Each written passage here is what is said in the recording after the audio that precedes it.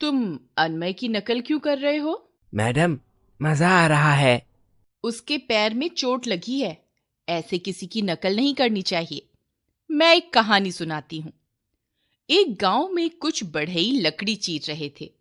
पेड़ पर बैठा शरारती बंदर उन्हें देख रहा था। दोपहर को बढ़ई खाना खाने चले गए। बंदर पेड़ से उतरा और उनके औजार छेड़ने लगा। फिर वह मोटी लकड़ी के बीच में फंसे औजार को खींचने लगा। औजार निकल गया, पर उसकी पूंछ लकड़ी में फंस गई। वह दर्द से चिल्लाने लगा। लोगों ने आकर उसकी पूंछ निकाली। देखा आपने नकल करने का परिणाम। बातचीत में और कहानी में कुछ नाम आए हैं। ये नाम अलग अलग प्रकार के हैं, जैसे प्राणियों के नाम विनीत, अनमय, बढ़ई, बंदर, लोग। वस्तुओं के नाम पेड़, औजार, लकड़ी। ये सभी नाम संज्ञा हैं। किसी व्यक्ति, प्राणी, वस्तु, स्थान, भाव आदि के नाम को संज्ञा कहते हैं। संज्ञा के 3 मुख्य भेद होते हैं: व्यक्तिवाचक संज्ञा, जातिवाचक संज्ञा, भाववाचक संज्ञा। व्यक्तिवाचक संज्ञा। मिताली राज महिला क्रिकेट टीम की कप्तान है। आमेर के राजा जयसिंह ने दिल्ली, जयपुर, उज्जैन, मथुरा में जंतर मंतर का निर्माण कराया था। इन वाक्यों में मिताली राज और जयसिंह व्यक्ति विशेष के नाम, आमेर, दिल्ली, जयपुर, उज्जैन, मथुरा विशेष स्थान के नाम तथा जंतर मंतर एक विशेष इमारत का नाम है। ये शब्द व्यक्तिवाचक संज्ञाएं हैं।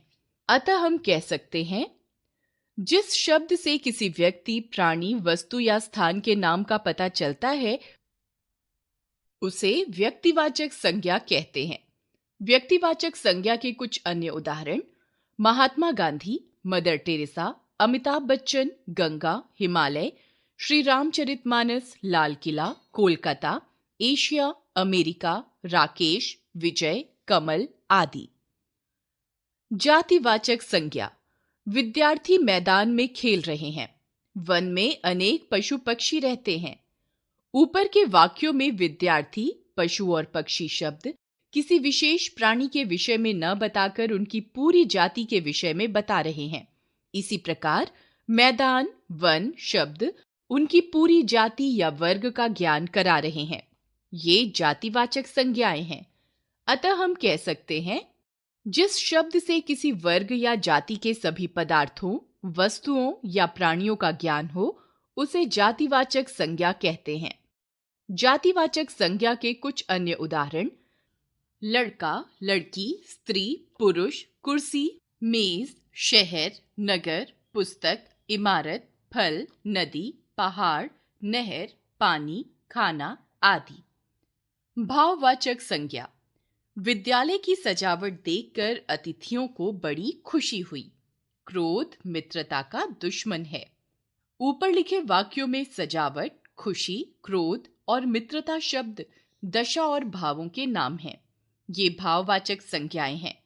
अतः हम कह सकते हैं, जिस शब्द से किसी व्यक्ति, स्थान या वस्तु के गुण, दोष, दशा, भाव या स्थिति का ज्ञान हो, उसे भाववाचक संज्ञा कहते हैं। भाववाचक संज्ञा के कुछ अन्य उदाहरण: सत्य, श्रद्धा, विश्वास, प्रेम, अहिंसा, हरियाली, सुंदरता, बचपन, बुढ़ापा, मानवता, हार, जीत, पढ़ाई, ऊंचाई आदि। भाववाचक संज्ञाओं का हम केवल अनुभव कर सकते हैं, इन्हें देख या छू नहीं सकते। संज्ञा के 2 अन्य भेद। कुछ विद्वान संज्ञा के 2 भेद और मानते हैं, किंतु कुछ विद्वान इन्हें जातिवाचक संज्ञा ही मानते हैं। ये 2 भेद हैं: समुदायवाचक संज्ञा, द्रव्यवाचक संज्ञा। समुदायवाचक संज्ञा। दुर्घटना स्थल पर लोगों की भीड़ जमा हो गई। चोरों के गिरोह को पुलिस ने घेर लिया। ऊपर के वाक्यों में भीड़ और गिरोह शब्द समुदाय या समूह का ज्ञान करा रहे हैं। ये समुदायवाचक संज्ञाएं हैं। अतः हम कह सकते हैं, जिस संज्ञा शब्द से किसी समूह या समुदाय का ज्ञान होता है, उसे समुदायवाचक संज्ञा कहते हैं। समुदायवाचक संज्ञा के कुछ उदाहरण: झुंड, गुच्छा, सेना, दल, टुकड़ी, बेड़ा, टोली, सभा, कक्षा, परिवार आदि। द्रव्यवाचक संज्ञा। सोने और चांदी के गहने महंगे होते हैं। इस खेत की मिट्टी बड़ी उपजाऊ है। सोना, चांदी और मिट्टी शब्दों से क्रमशः धातु और पदार्थ का ज्ञान हो रहा है। ये द्रव्यवाचक संज्ञाएं हैं। अतः हम कह सकते हैं, जिस संज्ञा शब्द से किसी द्रव्य, पदार्थ अथवा धातु का ज्ञान हो, उसे द्रव्यवाचक संज्ञा कहते हैं। द्रव्यवाचक संज्ञा के कुछ अन्य उदाहरण गेहूं, लोहा, तांबा, पीतल, घी, तेल, मिट्टी, ऊन आदि। भाववाचक संज्ञाएं बनाना। भाववाचक संज्ञाएं 4 प्रकार के शब्दों से बनती हैं। जातिवाचक संज्ञाओं से, सर्वनामों से, विशेषणों से, क्रियाओं से। जातिवाचक संज्ञाओं से बनी भाववाचक संज्ञाएं। जातिवाचक संज्ञा, भाववाचक संज्ञा। लड़का, लड़कपन, स्त्री, स्त्रीत्व, पंडित, पांडित्य, दास, दासता, नारी, नारित्व, व्यक्ति, व्यक्तित्व, चोर, चोरी, पशु, पशुता या पशुत्व। सर्वनामों से बनी भाववाचक संज्ञाएं। सर्वनाम, भाववाचक संज्ञा। अपना, अपनापन, निज, निजत्व, आप, आपा, स्व, स्वत्व, सर्व, सर्वस्व। विशेषणों से बनी भाववाचक संज्ञाएं। विशेषण, भाववाचक संज्ञा। कठिन, कठिनाई, गरम, गर्मी, खट्टा, खटास, सफेद, सफेदी, कायर, कायरता, युवा, यौवन, स्वस्थ, स्वास्थ्य, मधुर, मधुरता या माधुर्य, हरा, हरियाली, कायर, कायरता। क्रियाओं से बनी भाववाचक संज्ञाएं। क्रिया, भाववाचक संज्ञा। बचना, बचाव, दौड़ना, दौड़, चढ़ना, चढ़ाई, उड़ना, उड़ान, हारना, हार, सोचना, सोच, चलना, चाल, रोना, रुलाई। याद रखें, किसी व्यक्ति, वस्तु, स्थान या भाव के नाम को संज्ञा कहते हैं। संज्ञा के 3 भेद होते हैं: व्यक्तिवाचक, जातिवाचक और भाववाचक।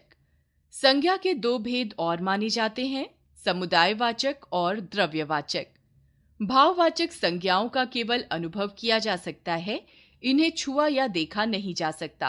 भाववाचक संज्ञाओं का निर्माण जातिवाचक संज्ञा, सर्वनाम, विशेषण और क्रिया शब्दों से होता है।